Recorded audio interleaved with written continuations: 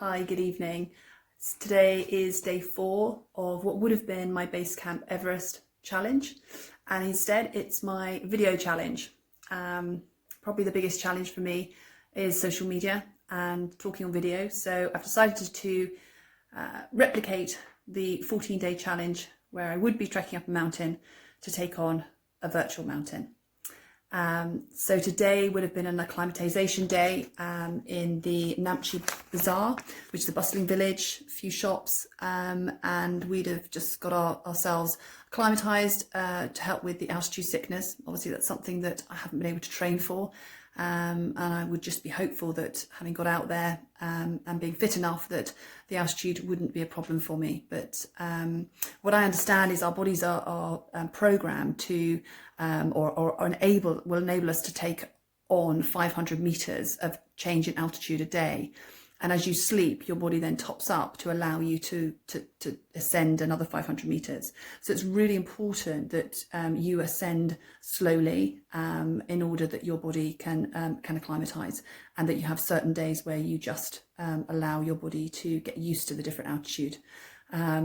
So that would have been today. Instead, obviously, we're on lockdown at home, and I was listening to a really interesting podcast this morning. Mel Robbins, who one of my favorites, she was talking about her 5-4-3-2-1 rule, and she was interviewing an COVID-19 ICU nurse who had been on the wards and was obviously facing things that most of us don't have to face. And she was saying how she used the 5-second rule to overcome her fear and anxiety. And specifically the first day that she turned up and dealt with her first COVID patient, she put all the PPE gear on, and she went in through the glass door, shut the door behind her, and literally froze. And the doubt and the fear and came in, and she couldn't breathe. And she said, and when I started to breathe, I'm then thinking, am I breathing too much? Am I going to get the disease? And, she said, what am I doing here? I could walk out now, I could quit my job, and I could go back to the safety of my family, and not put myself in this situation. But instead, she counted 5-4-3-2-1. She took a step forward. And from that point, she knew she could do it. And she could do it in that room. She could do it in any other room.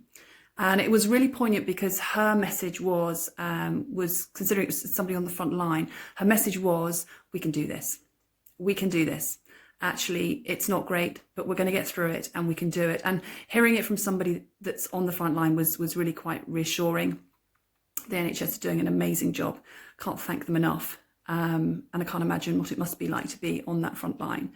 But it's great to hear that the 5-second rule, which we use in other ways, and I'll probably talk about that more in other videos, how it just disrupts our brain. So when our brain starts to get into overwhelm and starts a fear, it could be in anything that we do in life, or when we don't feel like we want to do something, just by counting 5-4-3-2-1, we disrupt that self-conscious brain, and we take action. So in my social media, I will put a link to it because it's really fascinating. As I say, I will talk about the 5-second rule a lot because I'm a great believer in it. Anyway, I hope you all had a great day, enjoying the sunshine, and look forward to catching up tomorrow.